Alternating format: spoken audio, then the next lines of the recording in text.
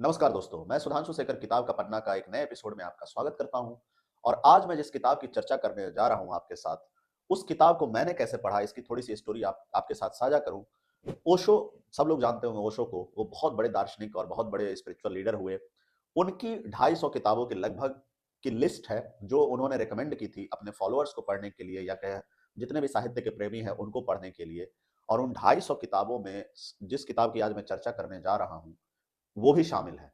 इसका नाम है सिद्धार्था, और इसके ऑथर है हरमन हेस। जी हाँ दोस्तों, सिद्धार्था बाय हरमन हेस। ओशो ने इस किताब को रिकमेंड किया था कि आप जरूर पढ़िए इस किताब को। अगर आपको जीवन के बारे में कुछ सीखना है, आपको जीवन में सुंदरता देखनी है, या ज्ञान आप ज्ञान के खोजी हैं, तो इस किताब को आपको जरूर पढ़ना चाहिए। और जब मैंने इस किताब के बारे में ओशो का यह कथन पढ़ा था, तो मेरी जिज्ञासा जागृत हुई कि आखिर आखिर इस किताब में क्या है। बहुत छोटी सी किताब है, और जब मैंने पढ़ी तो लगा कि ओशो का कहना गलत नहीं था। इस किताब में मैं भी यही कहता हूँ कि इस किताब को पढ़ना आपको जीवन के बारे में लगभग लगभग वो तमाम चीजें सिखा सकता है जो आप सीखना चाह रहे हैं, कई माध्यमों से। तो दोस्तों, जैसा कि मैंने बताया, इस किताब के ऑथर है हरमन हेस। वो जर्मन थे, और ये लैंग्वेज जिसमें उन्होंने लिखा था इस किताब को, ओरिजिनली उन्होंने जर्मन लैंग्वेज में ही लिखा था। और उन्होंने इस किताब को लिखा था 1922 में। जी हाँ दोस्तों, 1922 में हरमन हेस ने इस किताब को लिखा था जर्मन लैंग्वेज में।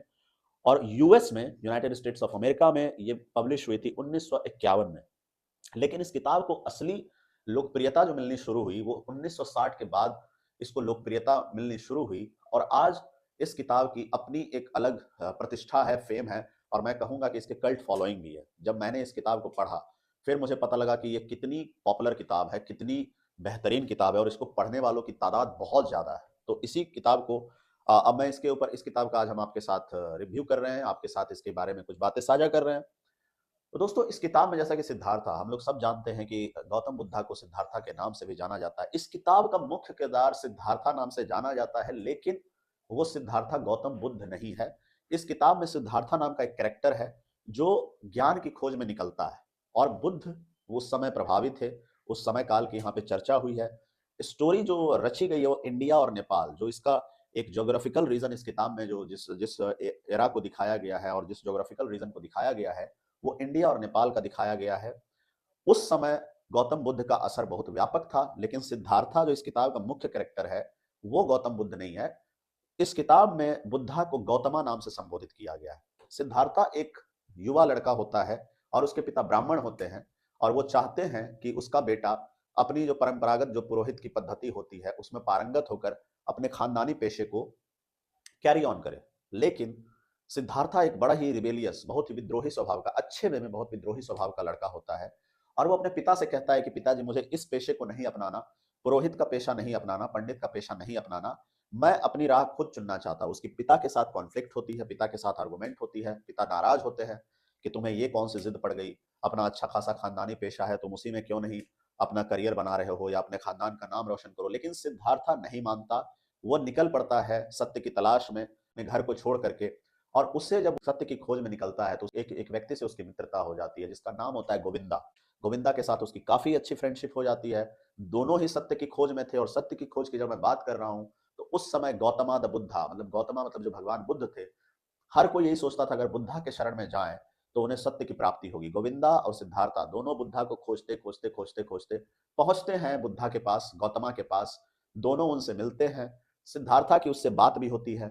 गोविंदा और सिद्धार्था दोनों ही गौतम बुद्ध की बात से बहुत प्रभावित होते हैं, मानते हैं कि उनकी बातों में बहुत मर्म है। गोविंदा गौतम बुद्ध की बात सुनकर के तत्काल उनके संघ में शामिल हो जाता है, लेकिन सिद्धार्था उनका शिष्यत्व ग्रहण करने से मना कर देता है। गौतम बुद्धा से जब उसकी बात होती है, गौतम बुद्धा जब पूछते हैं कि आखिर क्यों वो संघ में शामिल नहीं होना चाहता, तो सिद्धार्था उनसे दो टूक शब्दों में ये कह देता है कि गौतमा, जो बुद्धा उनसे वो क्लियर कहता है कि वैसे उनकी बातें सत्य हैं, लेकिन अगर उनकी बातों को सिर्फ मान करके अपने लाइफ की जर्नी को आगे करता है, तो कहीं ना कहीं अपने साथ वो छलावा करेगा। गौतम बुद्धा को वो कहता है कि उसकी जर्नी, लाइफ की उसकी यात्रा अपने जीवन की यूनिक यात्रा है, और गौतम बुद्धा ने जो जर्नी की है वो यूनिक यात्रा थी। तो मुझे अपनी जर्नी खुद तय करनी है। यह कर कर वो गौतम बुद्धा से अलविदा कह करके वो अपनी जर्नी पे निकल पड़ता है। गोविंदा संघ में शामिल हो जाता है, और यहाँ से गौतमा की एक अलग जर्नी शुरू होती है। वो ज्ञान की तलाश में अपने तरीके से निकल पड़ता है। और इसी क्रम में उसकी मुलाकात कमला से होती है, जो कि एक बहुत ही सुंदर युवती होती है। और उसके साथ वो प्रेम में पड़ता है, उसके प्रति आकर्षित होता है। लेकिन कमला उसके साथ शर्त रखती है, चूँकि उसके बहुत सारे प्रेमी होते हैं। वो कहती है कि जब तक तुम बहुत अच्छा खासा पैसा नहीं कमा लोगे, तब तक मैं तुम्हारे शरण में नहीं आ सकती, तो तुम्हें पहले पैसा कमाना पड़ेगा। सिद्धार्था इस बात को सुन करके थोड़ा विचलित होता है, क्योंकि उसके सांसारिक प्रपंच या लोभ से उसको कोई ताल्लुक नहीं था, लेकिन कमला के प्रति उसका आकर्षण उसको इतना गहरा हो गया था कि वो कमला की बात मान लेता है, और कमला के सजेशन के अकॉर्डिंग, कमला के सलाह के अनुसार, वो कामास्वामी नाम के एक व्यक्ति के यहाँ काम करना शुरू कर देता है। वो खूब पैसा कमाने लगता है, वो उस ट्रेड में एक्सपर्ट हो जाता है सिद्धार्था, छल भी करता है, प्रपंच भी करता है। आगे ऐसा क्रम चलता है कि सिद्धार्था एक भोगी व्यक्ति बन जाता है। एक पूंजीपति व्यक्ति जैसा हो सकता है, जनरली जैसा होता है, उसको कई भोग विलास की आदतें लग जाती है। लेकिन फिर एक फेज ऐसा आता है सिद्धार्था की लाइफ में, जो उसे रियलाइज होता है कि वो जो कर रहा है उसकी जर्नी ये नहीं थी, वो तो सत्य की खोज में निकला था और वो यहाँ पे आके फंस के रह गया। उस रियलाइजेशन के अकॉर्डिंग वो फिर से अपनी एक जर्नी पे निकलता है, घर बार छोड़ देता है, कमला को छोड़ देता है, फिर से वो अपनी यात्रा पे निकलता है। अफसोस करता है कि वो किस प्रपंच में पड़ गया, किस छल में पड़ गया, किस मोह माया में पड़ गया। फिर से वो निकलता है एक जर्नी पे, और उसकी मुलाकात तब फिर गोविंदा से होती है, वही गोविंदा जो बुद्ध के संग में, उसका संग में उसने शिष्यत्व ले लिया था। दोनों फिर से आगे बढ़ते हैं, दोनों की बातें होती है। सिद्धार्था किसी वजह से निराशाजनक स्थिति में, वो ऐसा होता है कि वो सुसाइडल भी हो जाता है, आत्महत्या करने की एक बार कोशिश करता है, लेकिन उसी वक्त, उसी क्रम में उसको दिखता है कि कमला, जो कि खुद भी अब बुद्ध का शिष्यत्व ग्रहण कर चुकी थी, संघ में शामिल हो चुकी थी, उसकी मुलाकात कमला से होती है, और कमला के साथ एक उसका लड़का भी होता है, जो कि सिद्धार्था का ही लड़का होता है। जब वो घर छोड़ के जा रहा था, तो सिद्धार्था की कमला जो है वो माँ बनने वाली थी, और वो लड़का जब मिलता है सिद्धार्था से, तो सिद्धार्था का मोह अपने पुत्र के प्रति बढ़ जाता है। सिद्धार्था जब उससे मिल रहा होता है, तो कुछ ऐसा घटनाक्रम बनता है कि सिद्धार्था की पत्नी जो कमला जो थी, उसको सांप डस लेता है और उसकी मृत्यु हो जाती है।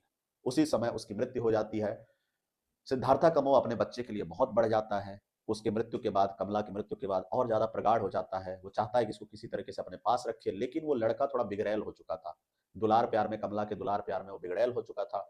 वो सिद्धार्था की कोई बात नहीं मानता था, बहुत एरोगेंट हो चुका था, अशिष्ट हो गया था। वो चाहता था कि एक बार वो घर से निकल के भाग गया, जो सिद्धार्था का लड़का था वो घर से निकल के भाग गया, तो उसके पीछे-पीछे सिद्धार्था उसे ढूँढने के लिए निकला। तो एक नाविक से उसने सहायता माँगी कि प्लीज़ मुझे थोड़ा उस पार लगा दो, ताकि मैं अपने बेटे को मतलब ढूँढ सकूँ। और नाविक इस चीज़ को देख रहा था, बार-बार देखता था कि सिद्धार्था उसके पीछे भागता है। नाविक उसे कहता है कि अपने बेटे को छोड़ दो, अपने बेटे को अपनी यात्रा तुम स्वयं तय करने दो। इस बात ने सिद्धार्था को झकझोर दिया, और उसे रियलाइज़ हुआ कि उसका बेटा वही कर रहा है, जो उसने किया था। जी हाँ दोस्तों, उसको ये चीज़, नाविक ने जो बात कही कि अपने बेटे को तुम छोड़ दो, उसको अपनी यात्रा स्वयं तय करने दो, उसे अपनी किस्मत खुद लिखने दो। तब सिद्धार्था को रियलाइज़ हुआ कि उसके पिता भी तो उसको रोकना चाहते थे, अपने ट्रेड में घसीटना चाहते थे, लेकिन सिद्धार्था ने क्या किया, अपने पिता की बात को मना करके अपनी जर्नी खुद डिसाइड करी, अपना डेस्टिनेशन उस तरफ वो खुद जाना चाहा। ठीक उसी तरह उसने गौतम बुद्धा की भी बात को मना किया और खुद अपनी जर्नी तय करने की सोची, तो फिर वो क्यों अपने बेटे को रोक रहा है?